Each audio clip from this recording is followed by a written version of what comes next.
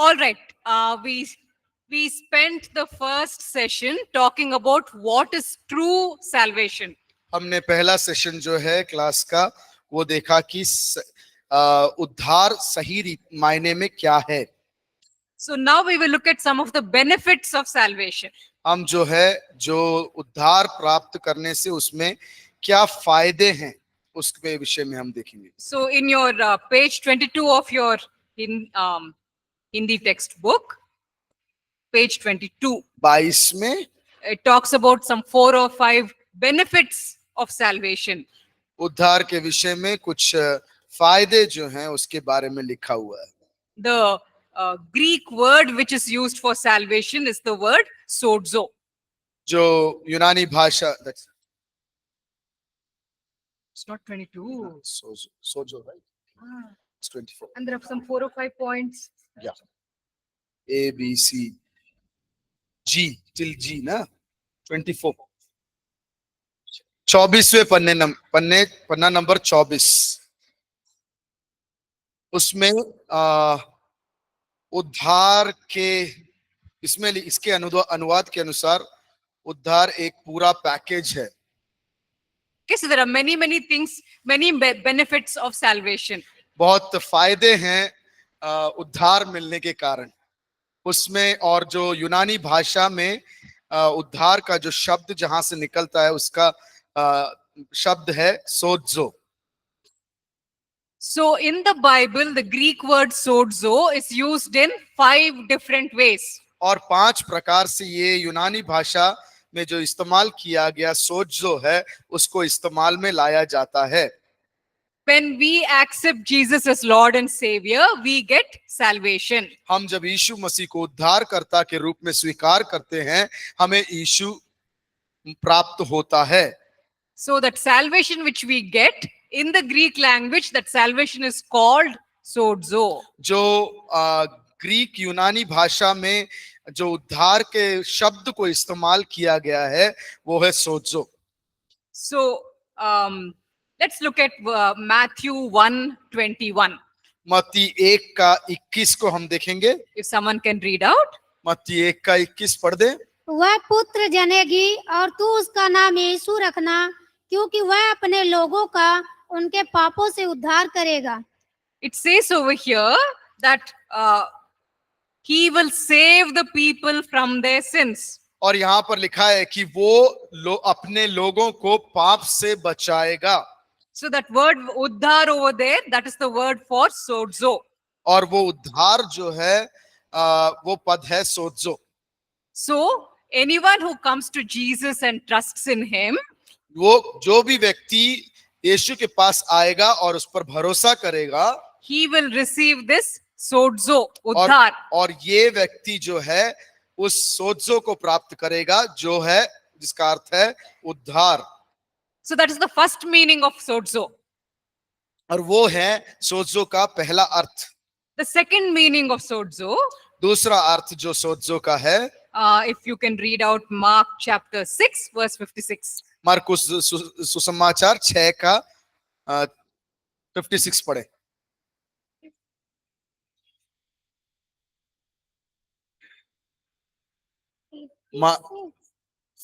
मरकुस 6:56. Thank you. मरकुस 6:56. और जहाँ कहीं वह गांवों, नगरों या बस्तियों में जाता था, लोग बीमारों को बाजारों में रखकर उससे विनती करते थे कि वह उन्हें अपने वस्त्र के आंचल ही को छू लेने दे, और जितने उसे छूते थे वह चंगे हो जाते थे. Over here, that word sozo is being used for change. और जो सोzo यहाँ पर जो वर्ड सोzo इस्तेमाल किया गया है यहाँ पर वो है चंगाई के विषय में. So in the first point we saw that sozo is talking about deliverance from sins. और सोzo जो है पहले भाग में हम देखते हैं, पहला अंक में देखें कि वो उद्धार के विषय में है. Second, it talks about healing. और दूसरा जो है चंगाई के विषय में. Third is found in Luke chapter 8 verse 36. लूका 8 का 36 में हम देखते हैं, If someone can read out Luke 8 का 8:36. 36।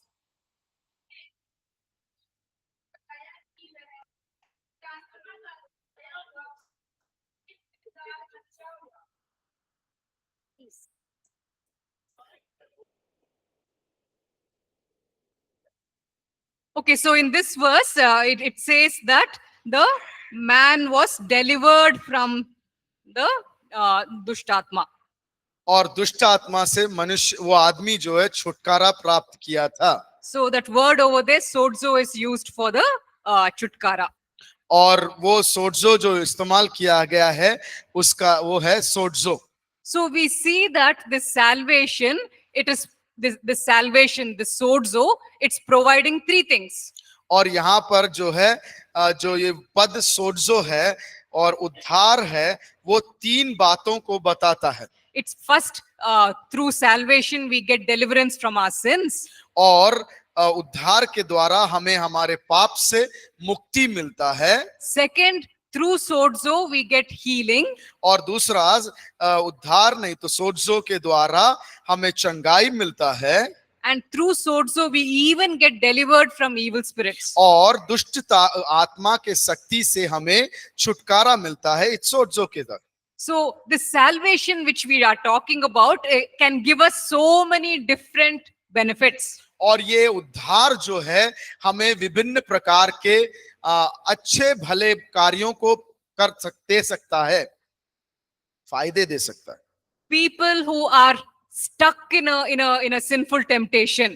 और जो लोग पाप में परीक्षा में फंसे हुए हैं, Such people get deliverance. और ऐसे लोग जो है छुटकारा को प्राप्त करते हैं। Because in Matthew 1:21 which we read, मत्ती 1:21 में जो हमने पढ़ा, Jesus was given the name of Jesus because he will deliver his people from their sins. यीशु मसीह को यीशु मसीह करके नाम इसलिए दिया गया था क्योंकि वो अपने लोगों को उद्धार देगा। So if somebody is trapped in sinful habits, और अगर कोई उस पाप के जाल में अगर फंसे हुए हैं, that person can go to Jesus and say, वो व्यक्ति यीशु के पास जाकर कह सकता है, Lord, you took the name of Jesus आपने यीशु करके नाम स्वीकार किया because you wanted to save your people from their sins. क्योंकि आप अपने लोगों को पाप में से बचाना चाहते थे। So Lord, you help me now. You deliver me from my sins. और अब प्रार्थना कर सकते, प्रभु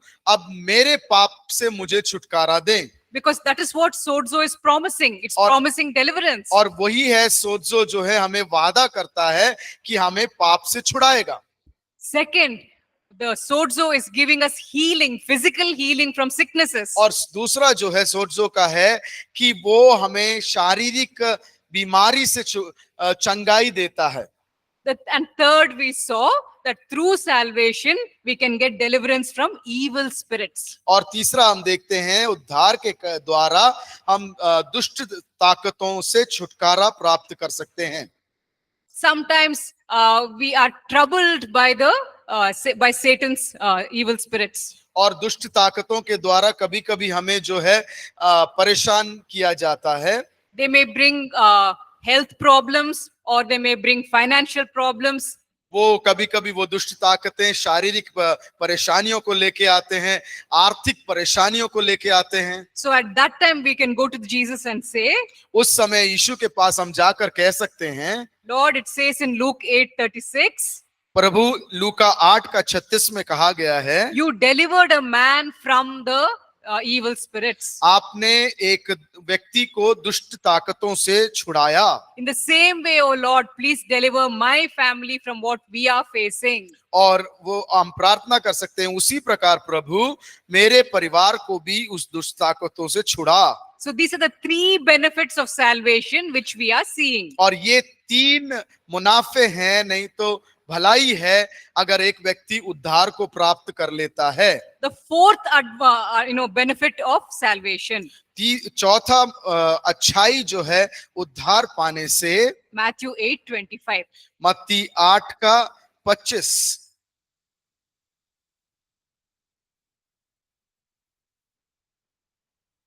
मत्ती 8:25। तब चेलों ने पास आकर उससे जगाया और कहा, हे प्रभु हमें बचा, हम नष्ट हुए जाते हैं। Here, the disciples cry out and say, we are in physical danger. और यहाँ पर शिष्य लोग पुकार कर बोलते हैं कि हम शारीरिक परेशानी में हैं We are in danger of losing our life. और हम जो अपने जीवन को खो देने की परेशानी में हैं। So, Lord, we need your sozo. इसीलिए प्रभु आपकी सोचो की जरूरत है। We need your salvation. इसीलिए हमें आपके उद्धार की जरूरत है। So, the fourth meaning of sozo is deliverance from danger. और चौथा सोचो जो उसका वो अर्थ है कि खतरे से बचाव। And then the fifth benefit of salvation. पांचवा जो उद्धार प्राप्त करने से फायदा ये है, Matthew 9:22. मत्ती 9:22। यीशु ने फिर कर उसे देखा और कहा, पुत्री ढाढ़स बांध, तेरे विश्वास ने तुझे चंगा किया है। अतः वह स्त्री उसी घड़ी चंगी हो गई। Here it's talking about someone who was healed. यहाँ पर वो व्यक्ति के बारे में बोलते हैं जो चंगाई को प्राप्त करने वाला। But this was not just physical healing which this lady got. और ये एक शारीरिक चंगाई नहीं था जो उस स्त्री ने प्राप्त किया था। She received physical healing, but it was more than that. और उसने एक शारीरिक चंगाई तो प्राप्त किया था, लेकिन उससे बढ़कर था। Because she could not, she was cut off from society because of her sickness. और वो बीमारी के चलते वो समूह से हटाई गई थी। Nobody in society wanted to even look at her or talk to her. और कोई भी उस समूह में उसकी ओर देखना या बात करना भी नहीं चाहते थे। She was in that kind of a terrible condition. और वो उस गंभीर अवस्था में फंसी हुई थी। So when Jesus healed her, जब यीशु ने उसको चंगाई दिया, he didn't just give her only physical healing. और सिर्फ एक शारीरिक चंगाई नहीं दिया, He gave her wholeness. और उसको एक पूर्णता दिया। She was able to go back into society. वो अपने समूह में वापस जाने का मौका उसको मिला। She was accepted once again by people. वो एक और बार लोगों ने उसको स्वीकार किया। She now had respect in society. और अब जो है उस समूह में उसको एक सम्मान प्राप्त हुआ। So this lady got many more things than just physical healing. और इस स्त्री को शारीरिक चंगाई से बढ़कर कई बातें उसको प्राप्त हुआ। So you see, when we come to the Lord Jesus and get salvation, जब हम यीशु मसीह के पास आते हैं और उद्धार को पाते हैं, we receive so many things from him. और हम कई अच्छे भले कार्य चीजों को हम उससे प्राप्त करते हैं। We can now have spiritual growth. हम जो है आत्मिक वृद्धि को प्राप्त कर सकते हैं, ऊंचाई को। If we are caught in bad habits, we can ask him to deliver us. और अगर हम बुरे आदतों में फंसे हुए हैं, हम उससे मांग सकते हैं कि हमें उससे छुटकारा मिल जाए। If we have health problems, we can ask him for healing. और अगर हमें शारीरिक परेशानी है तो हम मांग सकते हैं कि उसमें से चंगाई मिल जाए। If we are being troubled by evil spirits, we can ask him for deliverance. अगर दुष्ट ताकतों से हमें दुष्ट ताकतें हमें परेशान करते हैं तो हम बोल सकते हैं प्रभु उसमें से हमें छुड़ाएं। If we have salvation, then we can ask him to preserve us from danger. और अगर हमें उद्धार है तो हमें उस खतरों से बचा कर रखने के लिए मांग सकते हैं। And we can even ask him for wholeness in our life. और हमारे जीवन में एक पूर्णता के लिए भी मांग सकते हैं। In the time of the Israelites, they used to greet each other in a particular way. और यहूदी लोग जो थे, इजरायली लोग थे, उस दिनों में एक तरीके का एक दूसरे को मिलने के समय पर तरीका इस्तेमाल करते थे। Nowadays, when we meet each other, we will say good morning or we will say hi. और आजकल के युग में जब हम एक दूसरे से मिलते हैं तब हम सुप्रभात नहीं तो गुड आफ्टरनून, दोपहर का नहीं मिला। Okay, so, but At that time, when they would meet each other, they would say, "Shalom to you, brother." और उस समय जब एक दूसरे से वो लोग मिलते थे, तब वो लोग एक दूसरे के प्रति शालोम करके बोलते थे। Because that word shalom is talking about wholeness. और वो शालोम जो शब्द है, वो एक पूर्णता के विषय में बातचीत करता है। It's talking about completeness in all areas of your life. और वो हम उस एक व्यक्ति के जीवन के पूरे क्षेत्र में एक पूर्णता के बारे में कहता है। That word shalom is talking about completeness in your finances. और आपके आर्थिक जीवन में एक पूर्णता के बारे में वो बात करता है। It's talking about completeness in your health. वो जो है अपने एक शारीरिक रीति से एक भलाई के बारे में पूर्णता बताता है। It's talking about completeness in your relationships. और वो आपके संबंध में, लोगों के बीच में संबंध में एक पूर्णता के बारे में कहता है। So it's talking about purnata in all areas of your life. और आपके जीवन के सारे क्षेत्रों में एक पूर्णता के विषय में बातचीत करता है। So in those days when people would meet each other, उस दिनों जब लोग एक दूसरे से भेंट करते थे, they would say, they'll not say good afternoon, they'll say shalom, brother. वो लोग एक दूसरे को गुड आफ्टरनून के बोलने की जगह शालोम बोला करते थे। They're wishing the other person and saying, may you have shalom in all areas of your life. और वो लोग ये कहते थे कि तुम्हारे जीवन के सारे क्षेत्र में शालोम होने पाए। But it's not enough to just wish somebody shalom. और काफी नहीं था कि ये किसी भी व्यक्ति को शालोम करके भेंट करना। If you simply wish somebody shalom, will they get shalom? अगर किसी भी व्यक्ति को आप शालोम बोलेंगे, क्या उसके जीवन में शालोम आ जाएगा? If you wish somebody good afternoon, will the afternoon become good? क्या अगर किसी को गुड आफ्टरनून बोलोगे तो मध्य समय जो है वो मध्य का अच्छाई आ जाएगा? Actually, you need Jesus to make the afternoon good. सही मायने से यीशु जरूरत है कि आपका मध्यकालीन समय जो है उचित हो जाए। In the same way, you need Jesus to get the shalom. और इसी प्रकार यीशु मसीह की जरूरत है कि आपके जीवन में शालोम हो जाए। And that is why we come to Jesus and we say, Lord, I want to make you my master and Lord. और इसीलिए हमें कहने की जरूरत है, प्रभु मैं आपको मेरे जीवन का प्रभु और मालिक बनाना चाहता हूं। I am weary and burdened and tired, Lord. और मैं थका हुआ हूं, टूट चुका हूं।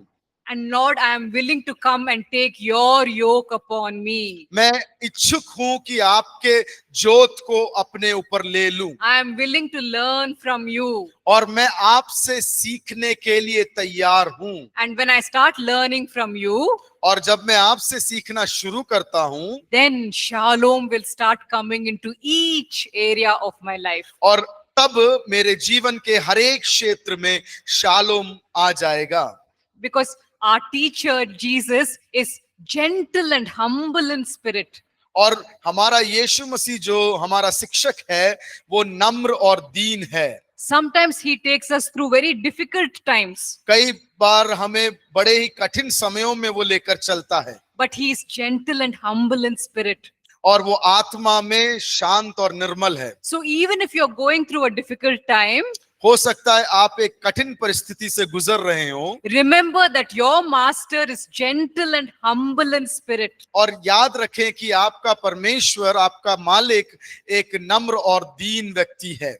He is teaching you many things in that hard time. और उस कठिन परिस्थिति में परमेश्वर आपको कई बातों को सिखा रहा है। So instead of becoming bitter, if you're willing to learn from him, अगर कड़वा होने की जगह पर उसमें से सीखने की हम कोशिश करें, then shalom will start coming into different areas of your life. तब शालोम आपके जीवन के अलग अलग क्षेत्र में प्रवेश करेगा। There was one time when I was going through a very, very difficult, painful time. और एक समय ऐसा था कि मैं एक बहुत ही दर्दनाक और कठिन समय से गुजर रही थी। At that time, I said to the Lord, Lord, why are you being so difficult and tough with me?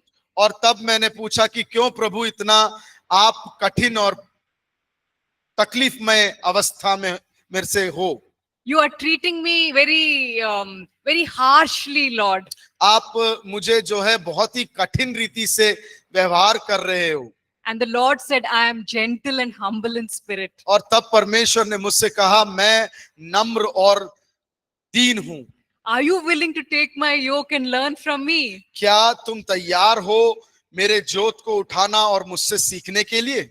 And I said, yes, Lord, I'm willing to learn. और मैंने कहा, हाँ प्रभु, मैं तैयार हूं। He taught me difficult lessons. उसने मुझे बहुत ही कठिन बातें मुझे सिखाया। He showed me that there are many wrong things in my heart. उसने दिखाया कि मेरे दिल में बहुत गलत चीजें हैं। He started to remove them one by one. एक एक कर उसने उस गलत चीजों को मेरे दिल से निकालना शुरू So किया। he disciplined me. और उसने मुझे अनुशासित किया। I had to bend and learn to submit to the discipline.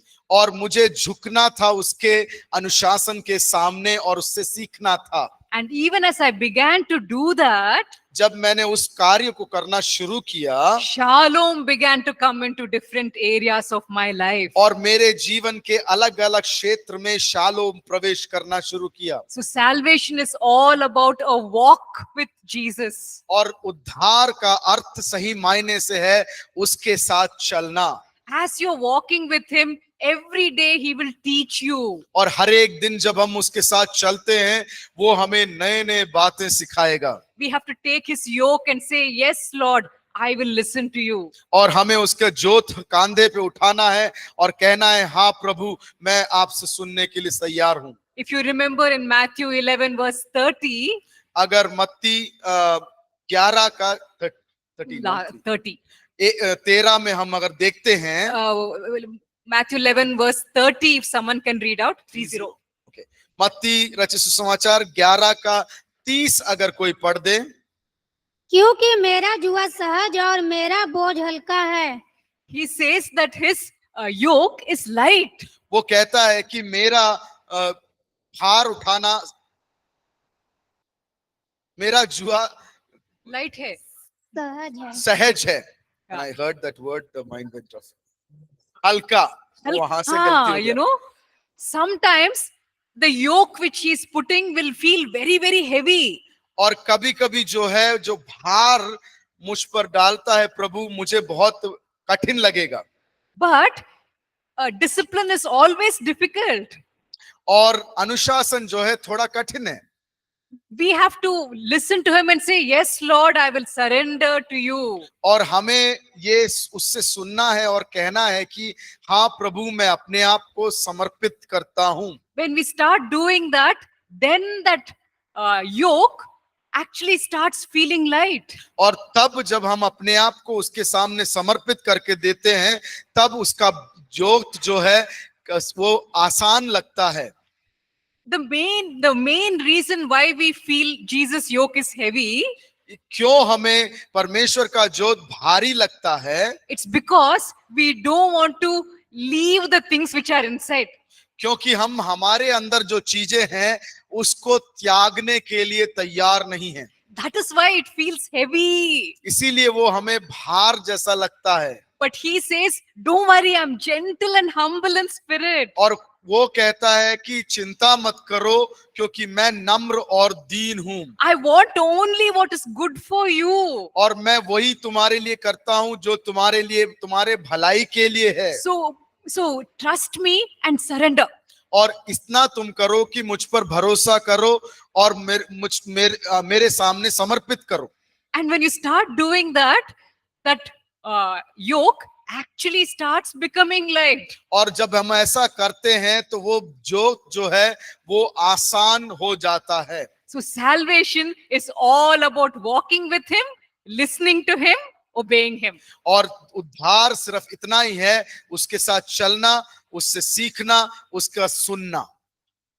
We will come to the next teaching about justification. और हम आगे चल के अगले सिद्धांत की ओर आते हैं, जहां पर all these things are mentioned in your chapter 7. Chapter 7 7वें अध्याय की ओर जाएंगे हम लोग। ठहराना। Is it that Yes. that's justification? That's what here it is. That's what Okay. That word justification basically दोष मुक्ति। Uh-huh. I wrote it. So that's not redemption. That's Uh, there are three, four red- things over there in the redemption. chapter. Good, good. Okay. Okay. So we are looking at the heading justification. हम जो देख रहे हैं उसको वो जो शीर्षक है दोष मुक्त. That word justification is a simple thing actually. वो जो एक साधारण पद है, Justification basically means God is declaring me righteous. दोष मुक्त का मतलब ये है कि परमेश्वर मुझे एक दोष से मुक्त कर रहा है. That's all. धर्मी ठहरा रहा है, दोष से मुक्ति correct. दे रहा है. Yeah, dharmi ठहरा रहा है. So when you get salvation, जब हमें उद्धार मिलता है, God looks at us. परमेश्वर हमारी ओर देखता है. Okay, and he says to us, now I consider all your sins forgiven. और अब मैं तेरे सारे पाप को माफ किया गया करके कहता हूं. And he says, now I am looking at you as completely righteous. और अब तुम्हें इस नजरिए से देखता हूं कि तुम धर्मी हो ठहरे. Okay, that's all. Justification basically means that. दोष मुक्त होने का मतलब वो है. He looks at us and he says, now I am considering you completely righteous. और अब जो है पूर्ण रूप से तुम्हें धर्मी देखता हूं.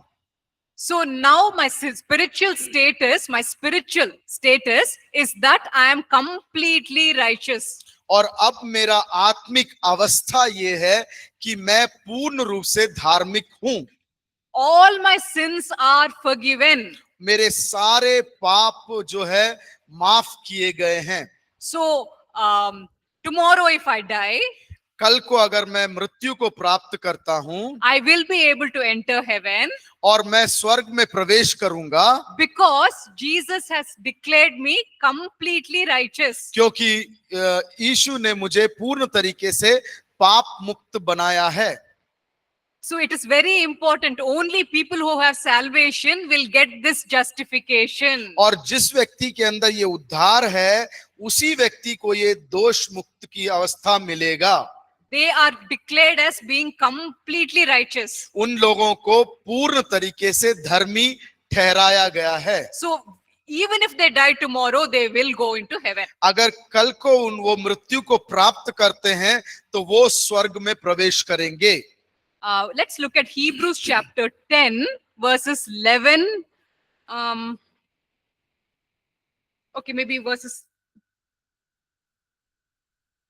Okay, Hebrews 10, 11 to 14. इब्रानियों 10 का 11 से 14 तक.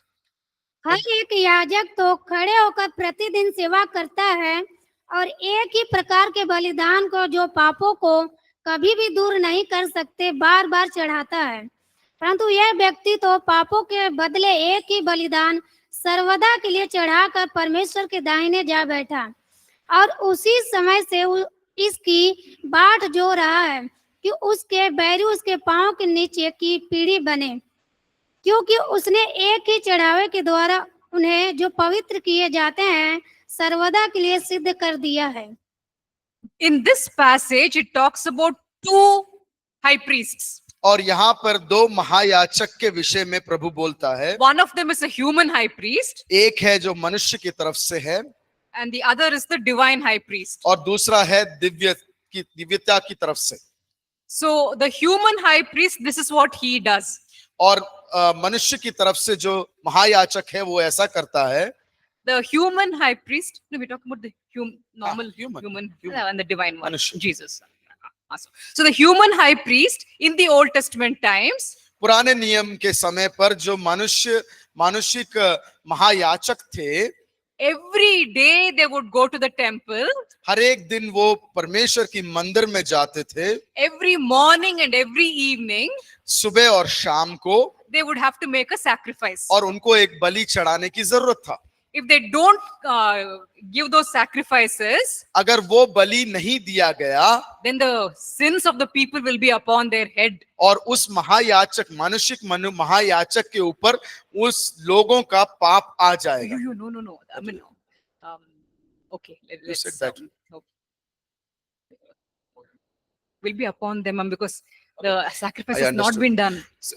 बलि नहीं चढ़ाने के, सुबह और शाम बलि ना चढ़ाने के कारण लोगों का पाप जो है उन्हीं के ऊपर ठहर जाएगा। That is why every morning, every evening, without fail, sacrifice has to be done. और ये मानुषिक महायाजक क्या करता है कि सुबह और शाम हर दिन वो बलि चढ़ाना जरूरी था। He cannot take holiday and go away. वो छुट्टी लेकर अपने मन से जा नहीं सकता था, Because if he doesn't do the morning sacrifice and the evening sacrifice every day, अगर सुबह और शाम की जो बलिदान है हर दिन वो नहीं करता, then the people's sins will be upon their heads. और उन लोगों का पाप जो है उन्हीं के ऊपर ठहर जाएगा। So every day he has to do those sacrifices. और हर एक दिन ये बलि चढ़ाना था। On the other hand, this passage talks about another high priest. उसी समय दूसरे एक महायाजक के बारे में कहा गया है, That is in verse 12. वो 12वें पद में है। It says that this high priest offered for all time one sacrifice for sins, and then he sat down at the right hand of God. और उसमें लिखा हुआ है कि ये महायाजक जो दूसरे भाग में दिया है, वो उसके बारे में कहा गया है पूरे मनुष्य के लिए एक बार में उसने एक बलिदान चढ़ा दिया और अपने आप को स्वर्ग राज्य में दाहिने तरफ विराजमान कर दिया है। The human high priest, every day he has to stand and make sacrifices. और मानुषिक तरीके का जो महायाजक है हर दिन बलि चढ़ाने की जरूरत है। But this divine high priest, only one single time he made sacrifice. और ये दिव्य महायाजक जो है एक बार में पूरा बलिदान कर दिया। What is the difference between the human high priest and the divine high priest? क्या अंतर है ये मानुषिक महायाजक और दिव्य महायाजक के बीच में? Verse 14 it says, 14वां पद ऐसा बोलता है, by one sacrifice he has made perfect forever those who are being made holy. और जो कोई व्यक्तियों को पवित्र बनाया गया है एक बलिदान के द्वारा उसने पवित्र कर दिया। So the human high priest had to make sacrifices every day to purify the people. और ये जो मनुष्यिक महायाजक था हर दिन बलि के द्वारा मनुष्यों के पाप को छुड़ाना था। Every day, again and again and again, he has to keep doing it. और बार बार हर दिन इसको ये प्रणाली करने की जरूरत थी। But the divine high priest, he had to do it only one single time. और लेकिन ये दिव्य महायाजक को क्या है कि एक ही बार करने की जरूरत था। Because when Jesus Christ died on the cross and gave himself as a sacrifice, जब यीशु मसीह ने कलवरी क्रूस पर अपने आप को एक बलि के समान दे दिया था, it was a perfect sacrifice. वो एक पूर्ण बलि था। The Old Testament animals which were sacrificed, पुराने नियम में जो जानवरों को बलि के लिए इस्तेमाल किया जाता था, those animals which were sacrificed every morning, every evening, वो जानवर जो सुबह और शाम को इस्तेमाल में लाया जाता था in the Old Testament, पुराने नियम में, those animals were imperfect sacrifices. वो जो है पूर्ण बलि थे। So Jesus was a perfect sacrifice. यीशु मसीह एक पूर्ण बलिदान था। The animals were imperfect sacrifices. और जानवर जो थे अपूर्ण थे। And even the high priest who is doing the sacrifice, even he is also imperfect. और वो मनुष्यिक महायाजक जो ये बलि की कार्य कर रहा है वो भी पूर्ण नहीं था, Because he is a sinful man. क्योंकि उसमें भी पाप था। So the Old Testament sacrifices were a very incomplete system. वो पुराने नियम का जो बलिदान था वो अधूरा था। The high priest is sinful. महायाजक उसके अंदर पाप है, And the animals are imperfect. और जो जानवर इस्तेमाल किए जाते हैं वो पूर्ण नहीं था। But on the other hand, Jesus the high priest, he is a perfect sinless high priest. लेकिन उस दूसरे भाग में देखा जाए तो यीशु मसीह जो महायाजक है वो पूर्ण था और भला बलि था। And so the sacrifice which he did was a permanent sacrifice. और उसने जो अपने आप को बलिदान के रूप में दिया वो हमेशा हमेशा के लिए था।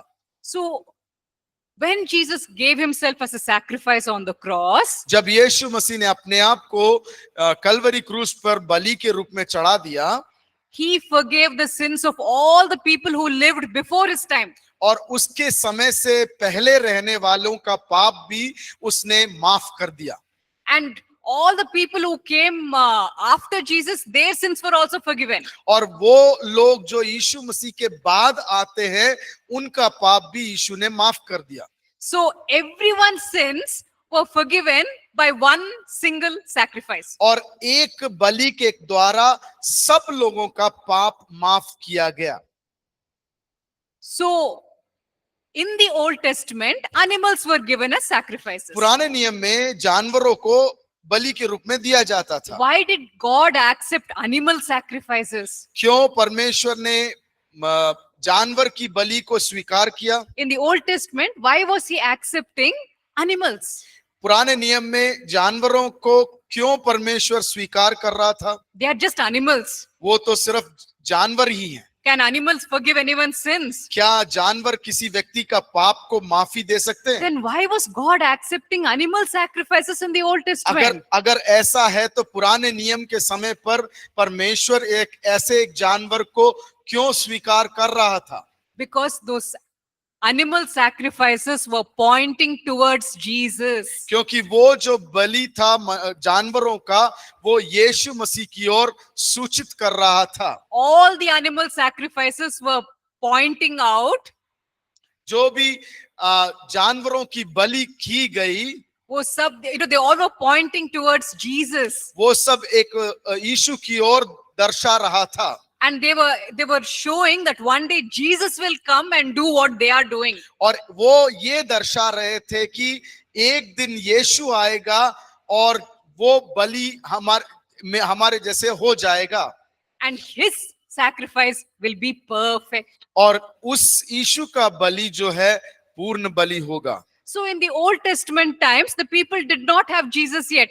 ये पुराने नियम के समय पर अभी तक यीशु नहीं था वहां पर। He did not come as a human being to the earth. वो मनुष्य के रूप में धरती पर नहीं आया था। So they depended on the animal sacrifices. इसीलिए वो लोग जानवर की बलि के ऊपर निर्भर थे। Okay, let's look at Genesis chapter 6 verse 9. उत्पत्ति 6 का 9 को हम देखेंगे। उत्पत्ति 6 का 9 पढ़िए। नूह की वंशावली यह है, नूह धर्मी पुरुष और अपने समय के लोगों में खरा था और नूह परमेश्वर ही के साथ साथ चलता रहा।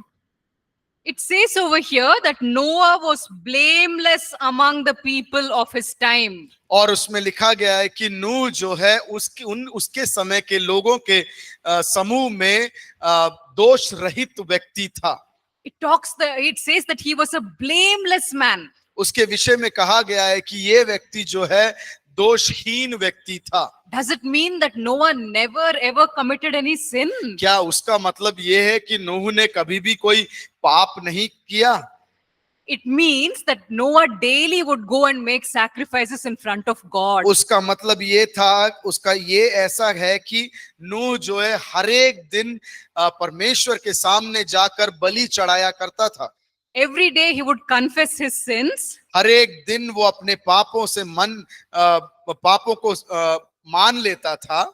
And he would offer a sacrifice. और वो एक बलि चढ़ा देता था। He would tell God, Lord, please forgive my sins. और वो कहता था, हे प्रभु मेरे पापों को माफ कर दे। So he did not live in sin. और वो ताकि पाप में ना बसे। He was a good man who confessed his sins every single day. और हर एक दिन जो है अपने पाप को वो गलती मान लेता था। The other people living around him were enjoying their sinful life. और उसके चारों तरफ रहने वाले लोग जो है पाप का आनंद उठा रहे थे। But he was not like those people. लेकिन नूह जो है उन लोगों के समान नहीं था। It says in this verse that he walked faithfully with God. और उसमें लिखा, इस वचन में लिखा हुआ है कि एक भरोसेमंद व्यक्ति के समान नूह चलता था। So which means whenever he committed a sin, उसका मतलब ये है कि जब कभी उसने कोई गलत किया या पाप किया, immediately he will go to God and repent. और तुरंत वो परमेश्वर के पास जाता था और मन फिरा लेता था। So that is why God considered him blameless. इसीलिए परमेश्वर ने उसको दोष रहित प्राप्त किया। In the same way, Job is also called a blameless and upright man. और उसी प्रकार अय्यूब को भी एक दोष रहित व्यक्ति करके बुलाया गया था। So in the Old Testament, there were many people like this. और पुराने नियमों में इस प्रकार के कई लोग थे, People who were trying to walk faithfully with God. और वो लोग जो परमेश्वर के साथ एक विश्वास योग्यता के साथ जो अपना जीवन व्यतीत कर रहे थे, And God looked at them and regarded them as blameless. और परमेश्वर उन लोगों को देखता है और बोलता है कि ये दोष रहित लोग हैं। They also committed sins, उनने भी गलतियां किया, पाप किए थे, but they confessed their sins and they offered sacrifices. और उनने अपनी गलतियों को माना था, पाप को माना था और बलि चढ़ाया था। So when Jesus Christ died on the cross, लेकिन परमेश्वर यीशु जब कलवरी क्रूस पर मारा गया, his sacrifice became applicable to all these faithful people. और ये विश्वास योग्य लोगों के जीवन के प्रति उसका बलि जो है पूर्ण हो गया। So Jesus' sacrifice, यीशु मसीह का बलि it दान was applied to the faithful people who were there in the Old Testament. पुराने नियम में पाए जाने वाले भरोसेमंद लोग जो है उनके लिए एक भलाई का कार्य बन गया। That is why some people from the Old Testament will also be there in heaven. और इसीलिए पुराने नियम के कुछ ऐसे चुनिंदे लोग भी स्वर्ग में पाए जाएंगे। All the people who were faithful and followed Yahweh, हर लोग जो यीशु मसीह के पीछे हुए थे, याहवे के पीछे हुए थे और विश्वास योग्यता के साथ रहे थे, Jesus' sacrifice was applied to all of them. यीशु मसीह का बलि उनके लिए भी योग्य बनाया गया। So Jesus' sacrifice was applied to the Old Testament people. पुराने नियम के लोगों के लिए भी वो योग्य के अनुसार बन गया। And Jesus' sacrifice was applied to all the people who would be living in the future. और भविष्य में यीशु के बाद भविष्य में रहने वाले लोगों के प्रति भी ये अनुकूल हो गया। So none of us were alive when Jesus died on the cross. हम में से कोई भी जिंदा नहीं था जब यीशु मसीह मारा गया था, But that sacrifice is applied to all the people who will accept him now. और आज भी वो लोग जो यीशु मसीह को स्वीकार करेंगे उनके लिए भी वो अनुकूल हो जाएगा। And that is why this one single sacrifice of Jesus, इसीलिए वो एक बलिदान जो यीशु ने दिया, it saved the people who came in the Old Testament. वो उन लोग जो पुराने नियम के समय पर आए थे उनको बचाया, And all the followers of Jesus in the future, it saved them also. और सारे लोग जो यीशु मसीह के पीछे भविष्य में होते हैं उनको भी बचाया और बचाएगा। So today when somebody accepts Jesus as Lord and Savior, आज जब कोई यीशु मसीह को उद्धारकर्ता के रूप में स्वीकार करता है, that sacrifice is applied to them. और वो बलि उनके जीवन में अनुकूल हो जाता है, And Jesus will declare them as completely righteous. और यीशु मसीह उन लोगों को पूर्ण रूप से उत्तम रीति से धर्मी ठहरा देगा। Some people, they say that when a person gets saved, और कुछ लोग कहते हैं कि एक व्यक्ति जब उद्धार को प्राप्त कर लेता है, God will forgive all the sins which he has done up to that time. और जब तक यीशु को ग्रहण किया तब तक की पाप को यीशु मसीह माफ कर देगा। But the sins which come after that, they'll say, oh, those are not forgiven still. और लोग कहते हैं कि उसके बाद जो किया जाने वाला पाप है उसकी माफी नहीं मिलेगा। But that is not true. वो सत्य नहीं है। When Jesus died on the cross, जब यीशु मसीह कलवरी क्रूस पर मारा गया था, that person had not committed any sins उस व्यक्ति ने पाप कभी किया नहीं, because that person was not even born. क्योंकि वो व्यक्ति तब पैदा नहीं हुआ था। So even though that man was not even born, जब वो व्यक्ति पैदा ही नहीं हुआ था, all his sins got forgiven. और सारे उसके पाप का माफी मिल गया था। On the day that Jesus died on the cross, जिस दिन यीशु मसीह कलवरी क्रूस पर मारा गया, every person's sins were forgiven. और सारे व्यक्तियों का पाप जो उसकी माफी प्राप्त की गई, Which means जिसका मतलब है my past sins are forgiven. मेरे पुराने पापों का माफी मुझे मिल गया। The sins which I have committed today, they are forgiven. जो आज मैं पाप करता हूं उसका माफी मुझे मिल गया। The sins which I will commit 2 years afterwards, those are also already forgiven. और 2 साल बाद अब से जो करने वाला पाप हूं उसका भी माफी मुझे मिल गया है। The forgiveness for all the sins was already given on the cross. और मेरे सारे जीवन के पाप के जो माफी है वो कलवरी क्रूस पर दे दिया गया था। Jesus did one single sacrifice and then sat down at the right hand of God. और यीशु मसीह ने एक उत्तम बलि दिया और प्रभु परमेश्वर के दाहिने ओर विराजमान हो गया। Because it says, by one sacrifice, he made us perfect forever. और एक बलि के द्वारा परमेश्वर ने हमें उत्तम बना दिया। Okay, so that is why it is such a great privilege to become a believer. इसीलिए एक बड़ी ही अच्छी योग्यता है कि हम एक विश्वासी बन जाते हैं। It's a very big privilege, okay, सौभाग्य। for us to become Christians. और ये एक बड़ी मुख्य सौभाग्य है कि हम मसीही बन जाते हैं। All our sins are forgiven. सारे पाप हमारे माफ किए गए।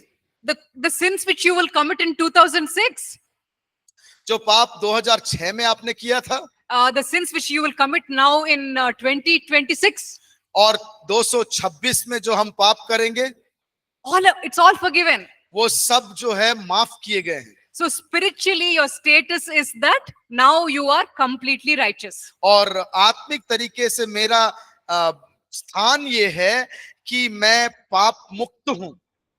Let's look at Hebrews chapter 10, verses 12, 13, 14. इब्रानियों 10 13 14 12 13 12, 12 13 14। Yeah. इब्रानियों 10 का 12 13 और 14। परंतु यह व्यक्ति तो पापों के बदले एक ही बलिदान सर्वदा के लिए चढ़ाकर परमेश्वर के दाहिने जा बैठा, और उसी समय से इसकी बाढ़ जो रहा है कि उसके बैरी उसके पांव के नीचे की पीढ़ी बने, क्योंकि उसने एक ही चढ़ावे के द्वारा उन्हें जो पवित्र किए जाते हैं सर्वदा के लिए सिद्ध कर दिया है। Yeah, we already read that verse, sorry. हमने पहले ही पढ़ लिया है। I meant Hebrews 10, 19 to 22. मैं सच में इब्रानियों 10 का 19 से पढ़वाना चाहती थी। Okay, 10, 19 to 22. और 10 उसी अध्याय का 19 से लेके 20।